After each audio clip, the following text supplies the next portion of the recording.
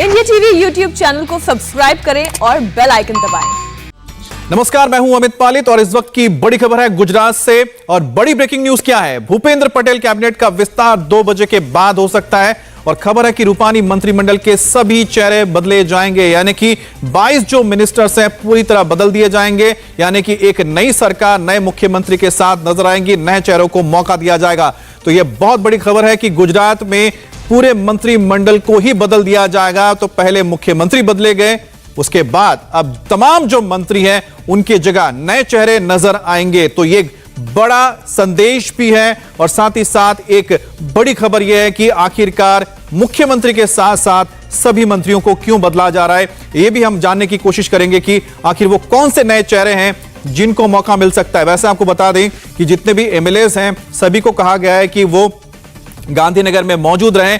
हालांकि ये किसी को नहीं पता है कि वो नए चेहरे कौन होंगे, लेकिन सभी विधायकों को इसलिए अहमदाबाद गांधीनगर में बुलाया गया है ताकि जैसे ये तय हो जाता है कि लिस्ट कौन सी बनती है, कौन वो 22 नए चेहरे होते हैं जो इन 22 चेहरों को रिप्लेस करेंगे जो अभी मंत्री हैं, उसके बाद ये साफ हो जाएगा कि आखिरकार भूपेंद्र पटेल मंत्रिमंडल का जो चेहरा है वो किस तरह सामने आता है, इसकी रूपरेखा क्या है। लेकिन रूपानी के साथ साथ यानी कि पिछले जो मुख्यमंत्री थे उनके साथ साथ तमाम उन मंत्रियों का जो उनके साथ काम कर रहे थे उनका बदल दिया जाना, यह बहुत बड़ा संदेश है। चुनाव से ठीक पहले मुख्यमंत्री बदले गए, उसके बाद पूरा मंत्रिमंडल बदल रहा है। तो कुल मिलाकर 2022 में जब चुनाव होंगे, 2022 के आखिर में चुनाव होने दिसंबर में, तो कुल मिलाकर 1 साल के करीब का जो वक्त है, इस दौरान किस तरह से ये नए मंत्री नए चेहरे काम करते हैं इस पर भी सबका ध्यान रहेगा। लेकिन संदेश बहुत बड़ा है, मैसेज भी बहुत क्लियर है। वो मैसेज क्या है, वो संदेश क्या है, ये भी हम जानेंगे जब हमारे साथ हमारे संवाददाता निर्णय कपूर भी जुड़ जाएंगे, जो लगातार हमें बताएंगे कि आखिरकार 22 चेहरे क्यों बदले जा रहे हैं और अगर जो नए 22 चेहरे आएंगे तो कौन से हो सकते हैं। जिस तरह से मुख्यमंत्री जो कि पाटीदार समुदाय से आते हैं, क्या उसी तरह से जो मुख्यमंत्री के साथ मंत्रिमंडल में आएंगे क्या वो भी कुछ समाज को यहां पर रिप्रेजेंट करेंगे या फिर सिर्फ काबिलियत होगी उनकी एंट्री की एक ही वजह। शपथ ग्रहण से पहले बहुत बड़ी खबर है कि एक बार फिर आपको बता दें, नए मुख्यमंत्री भूपेंद्र पटेल के मंत्रिमंडल के सभी मंत्री नए होंगे, नए चेहरों के साथ वो मैदान में उतरेंगे और पिछली रूपानी सरकार के सभी मंत्री हटा दिए जाएंगे। 22 मंत्री नए होंगे, डिप्टी सीएम नितिन पटेल हटाए जाएंगे, आरसी फल्दू, भूपेंद्र सिंह चुड़ासामा हटाए जाएंगे। तो ये कुछ बड़े बड़े नाम हैं। नितिन पटेल जो कि डिप्टी सीएम रहे हैं, एक बार तो उनको माना गया था कि शायद वो रूपानी के जगह वो बनेंगे मुख्यमंत्री, लेकिन ऐसा नहीं हुआ। तो इस तरह से जो बड़े कद्दावर चेहरे हैं जो लगातार गुजरात में नजर आए हैं, और नितिन भाई पटेल तो लंबे वक्त से उनको अनुभव रहा है, मंत्रिमंडल का हिस्सा रहे हैं, अगर वो भी हटा दिए जाने तो साफ संदेश है कि नए लोगों को मौका दिया जाएगा, नए चेहरों को मौका दिया जाएगा।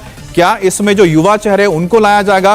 क्योंकि देखिए चुनौती बहुत बड़ी इस बार ये रहेगी कि जो पैंडेमिक का दौर निकला था उसको लेकर सरकार ने, यानी कि चाहे केंद्र ने हो या फिर गुजरात सरकार ने जो काम किया, उसका जो मैसेज जिस तरह से जाना चाहिए था, लोगों तक पहुंचना चाहिए था, क्या वो नहीं पहुंचा? क्या लोगों के अंदर कुछ असंतोष था जो पूरा का पूरा पैंडेमिक का काल रहा? और साथ ही साथ जिस तरह से चुनौती और बढ़ रही है नए पार्टियों के गुजरात में आने से, या फिर जिस तरह से युवा चेहरों को मौका मिल रहा है दूसरे पार्टियों में, क्या यही वजह है कि जो ग्रैंड ओल्ड पार्टी गुजरात में है बीजेपी, लगातार कई सालों से जो सत्ता में है, क्या वो एक युवा चेहरा, एक फ्रेश चेहरा, एक फ्रेशनेस के साथ लोगों के बीच जाना चाहती है जब 2022 में चुनाव होंगे? क्या यही मकसद है कि ना सिर्फ पहले मुख्यमंत्री का चेहरा बदला गया, अब पूरे के पूरे मंत्रिमंडल का चेहरा बदल दिया जाएगा? ये भी एक ऐसा सवाल है जिसकी जवाब के लिए हमें इंतजार करना होगा। लेकिन कुल मिलाकर एक बहुत बड़ी खबर यही है कि गुजरात में शायद पहली बार आपने ऐसा सुना होगा कि मुख्यमंत्री बदल दिए जाते हैं, पूरा का पूरा कैबिनेट बदल दिया जाता है। गुजरात में आखिर ऐसा क्या हुआ, क्यों सीएम समेत पूरे मंत्रिमंडल को बदल दिया गया? इस पर पूर्व सीएम विजय रूपानी से बात की इंडिया टीवी के संवाददाता निर्णय कपूर ने। गुजरात की राजनीति में आए बदलाव को लेकर के सभी के मन में ये सवाल है कि आखिर गुजरात के पूर्व मुख्यमंत्री विजय रूपानी ने अचानक इस्तीफा क्यों दिया और अब उनके प्लान्स क्या हैं, आगे उनकी भूमिका क्या रहेगी। इन सब पर बात करने के लिए हमारे साथ खुद मौजूद हैं गुजरात के पूर्व मुख्यमंत्री विजय रूपानी जी। रूपानी साहब, मैं सबसे पहले ये जानना चाहता हूँ कि आपने रिज़ाइन क्यों किया अचानक? जो ये रिज़ाइन करने का डिसीजन लिया, क्या ये त्वरित डिसीजन था या पहले से कोई भूमिका चल रही थी इसकी? नहीं, त्वरित डिसीजन था मेरा। मुझे हाईकमांड से जो आदेश मिला, मैंने जब इस्तीफा दिया उसके अगली दिन रात को हमारे संगठन महामंत्री जी ने मुझे बताया कि आपको इस्तीफा देना है। तो मैंने बता दिया उनको कि 5 साल मुझे पूरा वक्त मिला है गुजरात की जनता की सेवा करने के लिए। इसके लिए मैं मोदी जी और अमित शाह जी का आभार प्रकट करता हूं कि मुझे मौका दिया और 5 साल दिया। दूसरा कि नया वातावरण बने, नई लीडरशिप भी आगे बढ़े, ये भी मेरे मन में था। और मैंने उस वक्त भी बताया था कि ये रिले रेस है कि भाई एक के बाद एक दौड़ते ही जाए।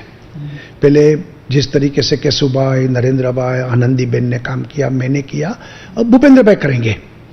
तो ये हमारी कार्यकर्ता के नाते भूमिका भी मानसिक रहती है कि कोई पद पर हम कायम तो नहीं है। तो ठीक है, पार्टी का हाईकमांड का आदेश है, मैंने दे दिया। और नए नेतृत्व को नया वातावरण के साथ, नई ऊर्जा के साथ आने वाले चुनाव हम साथ में जीतेंगे। तो इस तरीके से मैंने आनंद के साथ, अपनी राजी खुशी से मैंने इस्तीफा दे दिया।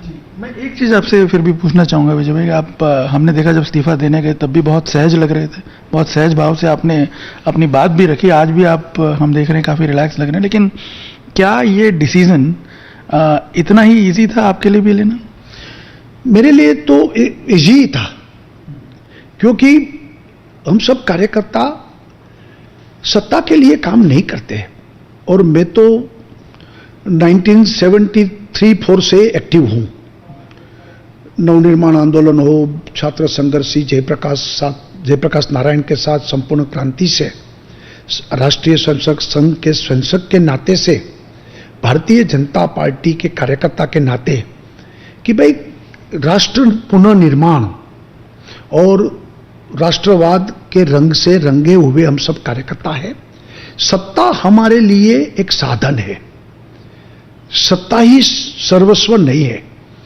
तो ये मानसिकता से काम करते थे, तो ये सहज है। क्या है इसमें? आप जितना सहज बता रहे हैं उतना सहज गुजरात की राजनीति में लग नहीं रहा है, क्योंकि अभी हमने देखा करीब करीब महीना भर पहले आपकी सरकार ने कंटिन्यूस 5 साल पूरे किए, और शायद आप गुजरात में नरेंद्र भाई और हितेंद्र भाई देसाई के बाद तीसरे ऐसे नेता हैं जिन्होंने 5 साल कंटिन्यूस सत्ता में पूरे किए। हमने देखा एक बड़ा सा सेलिब्रेशन हुआ, प्रधानमंत्री ने, गृह मंत्री ने, सबने आपको उसमें अभिवादन भी किया, अभिनंदन भी किया। और उसके बाद अचानक हम देख रहे हैं कि आपने रिजाइन कर दिया। तो ये अपने आप में कई तरह के संशय पैदा करता है आज के इस राजनीतिक माहौल। नहीं, राजनीतिक माहौल में होता है, लेकिन हमारी पार्टी में ये स्वाभाविक है। और हमारे वरिष्ठ नेतृत्व ने भी किया होगा, पार्टी के हित में ही नहीं डिसीजन लिया होगा, पार्टी के अच्छे लिए किया होगा, आने वाले चुनाव को मध्यवर्ती नजर रखते हुए किया होगा। तो हमें पूरी श्रद्धा है, उसमें कोई सवाल, इसलिए सहजता से किया हमने। नहीं, मैं ये जानना चाहता हूँ, क्या ये जो डिसीजन लिया पार्टी ने, आपको लगता है किसी दबाव में आकर के लिया हो? क्योंकि जिस तरह का हम देख रहे हैं डिसीजन बाद में लिया गया, आपको क्या लगता है कि क्या किसी प्रकार का दबाव था पार्टी में, कोई जातिगत समीकरणों का दबाव था? नहीं, कोई जातिगत समीकरण का दबाव नहीं था। कोई अलग अलग जाति का, आखिरी तो मैं जैन जाति का था, भूपेंद्र भाई पाटीदार है, तो कोई न कोई नाती से कोई जुड़े हुए तो होंगे। तो जातिगत दबाव के कारण भारतीय जनता पार्टी काम नहीं करती है। इस तरह से पूर्व मुख्यमंत्री गुजरात के विजय रूपानी ने कहा कि सत्ता से जाना उनके लिए कोई शॉकिंग नहीं है, या फिर उनको बहुत ही सहज लगता है, बहुत सिंपली उन्होंने इस चीज को लिया है कि वो मुख्यमंत्री थे, अब मुख्यमंत्री नहीं है। उनका यह भी कहना है कि जब उनसे सवाल पूछा क्या आपकी जगह पे भूपेंद्र पटेल जिन्हें बनाया गया मुख्यमंत्री, पाटीदार समुदाय से आते हैं, तो क्या किसी समुदाय की वजह से किसी को चुना गया या उनको वहां से हटाया गया है? तो उनका कहना है कि ऐसा कुछ भी नहीं है, क्योंकि बीजेपी जो उनका कहना है कि जो सरकार है वहां पर या बीजेपी वहां जो काम करती है उनके लिए सभी समान है। और दूसरी बड़ी बात उन्होंने ये बताया कि ये लगता है कि जो उन्होंने बहुत इंपॉर्टेंट चीज बताई, क्योंकि चुनाव जो होने वाले हैं 2022 में दिसंबर में, उसके मद्देनजर हो सकता है इसको देखते हुए ये पूरा का पूरा जो चेंज किया जा रहा है या बदलाव किया जा रहा है, जिसका फायदा पार्टी को मिल सकता है। और शायद यही वजह है कि जो ना सिर्फ मुख्यमंत्री को बल्कि 22 के 22 जो मंत्री हैं, कैबिनेट के मंत्री हैं, उन्हें भी बदला जा रहा है। तो विजय रूपानी ने एक्सक्लूसिवली इंडिया टीवी से बातचीत की और उन्होंने सारी वो बातें बनाई और जो सारी बातें बताई जो कि हर किसी के जहन में है कि आखिरकार क्यों ठीक इलेक्शन से 1 साल पहले, 1.5 साल पहले उन्हें हटा दिया जाता है, उनके जगह पे एक नए मुख्यमंत्री को लाया जाता है और साथ ही साथ पूरे मंत्रिमंडल को बदला जा रहा है। तो उनका एक जवाब यह था जो सबसे अहम माना जा सकता है कि जो चुनाव होने जा रहे हैं उसके मद्देनजर पार्टी को लगता है कि क्या बेहतर हो सकता है, क्या बेहतर लग सकता है लोगों को, उसी के तहत यह बदलाव किया गया है। और गुजरात की सबसे बड़ी ब्रेकिंग न्यूज इस वक्त आपको एक बता दें कि तमाम जो मंत्री हैं जो विजय रूपानी सरकार में थे, 22 के 22 मंत्री, उन्हें भी बदला जा रहा है। तो पहले मुख्यमंत्री बदले गए, भूपेंद्र पटेल बने हैं मुख्यमंत्री, अब 22 के 22 जो आपके मंत्री हैं सरकार में उन्हें भी बदला जाएगा, नए चेहरों को मौका मिलेगा। और यही वजह है कि तमाम जो विधायक है उन्हें कहा गया था कि सभी के सभी विधायक जो हैं वो आ जाए गुजरात के अलग अलग इलाकों से और वो मौजूद रहें गांधीनगर में, क्योंकि कौन मंत्री बनेगा इसको लेकर भी बिल्कुल सस्पेंस बरकरार है। जिस तरह से मुख्यमंत्री के नाम को लेकर था कि आखिर कौन बनेगा, उसी तरह से 22 मंत्री कौन होंगे ये किसी को नहीं पता, लेकिन बड़े बड़े चेहरे जो हट जाएंगे, जिसमें नितिन भाई पटेल भी मौजूद हैं। इसके अलावा बाकी जो तमाम मंत्री रहे हैं जो लंबे वक्त से बीजेपी का चेहरा रहे, सरकार में काम करते रहे, अब उनकी जगह कुछ नए चेहरे नजर आएंगे। और साथ ही साथ आपको बताएं कि विजय रूपानी ने भी साफ कहा है कि चाहे उन्हें अब यहां से हटा दिया गया हो, यानी कि मुख्यमंत्री पद से उनको हटना पड़ा हो, लेकिन उसको लेकर कोई उनके अंदर कोई संशय भी नहीं है, उनको इसको लेकर उनको लगता है कोई दुख भी नहीं है। उनके लिए एक बहुत ही सामान्य था, क्योंकि वो बतौर कार्यकर्ता काम कर चुके हैं बीजेपी में, संघ में, और एक जो उनको जिम्मेदारी मिली थी वो उन्होंने पूरी कर ली। अब उनके जगह पे उनके दूसरे जो साथी हैं उसको संभालेंगे। निने कपूर के साथ इंटरव्यू में रूपानी ने और क्या कहा ये भी आपको सुनाते हैं। ये सवाल पूछना क्योंकि जब आपको मुख्यमंत्री बनाया गया था गुजरात का, तब बकायदा ये कहा गया था और इनफैक्ट ये एस्टेब्लिश किया गया कि गुजरात में बीजेपी ने कास्ट के जो सारे नॉर्म्स हैं, जातिगत इक्वेशंस जो हैं सारे, उस सबको डिफाई कर दिया, एक कास्ट न्यूट्रल व्यक्ति को मुख्यमंत्री बनाया और 5 साल तक उन्होंने काम किया। लेकिन अब हम एक बार देख रहे हैं कि कहीं ना कहीं जो लगातार मांग उठ रही थी कि एक पाटीदार मुख्यमंत्री होना चाहिए, पाटीदार समाज भी पिछले काफी दिनों से नाराज भी दिख रहा था पार्टी से, तो कहीं ऐसा तो नहीं कि उस दबाव में आकर के डिसीजन लिया? इसलिए मैं नहीं मानता हूं दबाव के कारण डिसीजन लिया है, क्योंकि पिछले सभी चुनाव हम जीते हैं, मेरे नेतृत्व में चुनाव लड़े गए, जो लोकल गवर्नमेंट के चुनाव हुए, पंचायत के चुनाव हुए, महानगर पालिका, इवन हमारे एमएलए के जितने चुनाव हुए बाई इलेक्शंस, सभी हम जीते हैं। संसद में 26 से 26 सीट जीते हैं, तो उसमें कोई डर नहीं है पार्टी को, और पार्टी ने इसलिए किया है ऐसा मैं नहीं मानता हूं। तो एक पर्सनल सवाल आपसे मैं पूछना चाहता हूं रूपानी साहब, बहुत चर्चाएं भी हो रही हैं उस पोस्ट को लेकर के जो आपकी बेटी ने लिखा है। हमने देखा एक बड़ा मार्मिक सा वर्णन उन्होंने किया है आपके पूरे स्वभाव के बारे में, और कहीं ना कहीं उन्होंने इसमें उनकी एक हमने देखा है कि कुछ वेदना भी दिख रही है कि जिस तरह से आपके रेजिग्नेशन के बाद चर्चाएं शुरू हुई, उन्होंने लिखा है कि भाई जैसे आपको इंटरप्रेट किया जा रहा है आप उससे काफ़ी विपरीत हैं, और उन्होंने डिस्क्राइब करने की भी कोशिश की। आपको क्या लग रहा है उनकी इस पोस्ट को देख करके, आपके मन में क्या विचार आया? नहीं, मेरे मन में तो मेरी बिटिया ने जो पोस्ट लिखी, मुझे बहुत गर्व है कि इनकी सोच भी बड़ी है, सेंसिटिव है, और इस्तीफा के कारण वो डिस्टर्ब नहीं थी। और उन्होंने इतना जो कुछ मीडिया में चल रहा है कि सेंसिटिव, सिर्फ सेंसिटिव नहीं होना चाहिए और राजनीतिज्ञ होना चाहिए, तो उन्होंने ये लिखा था कि ये सेंसिटिव किस तरीके से मैं हूं, तो ये कोई गुनाह नहीं है। और उन्होंने ये भी अंत में लिखा है कि ये मेरे पिताजी ने करेज के साथ इस्तीफा दिया है, ये इस्तीफा देना वो करेज की बात है, और उन्होंने मुझे इस्तीफा देने के लिए भी धन्यवाद दिया है।